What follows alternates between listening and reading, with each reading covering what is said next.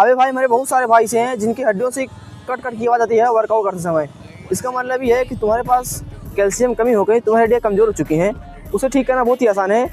अमरूद का सीजन आता है, अमरूद आप जितना ज़्यादा अमरूद खाएंगे उसमें मैग्नीशियम पाया जाता है, जो तुम्हारी हड्डियों को मजबूत करने में बहुत ज़्यादा ताकतवर होगा। लेकिन इस समय अमरूद सीजन है नहीं, तो उसे ठीक करना हड्डियों को अपनी कट कट की आवाज़ को बहुत ही आसान है।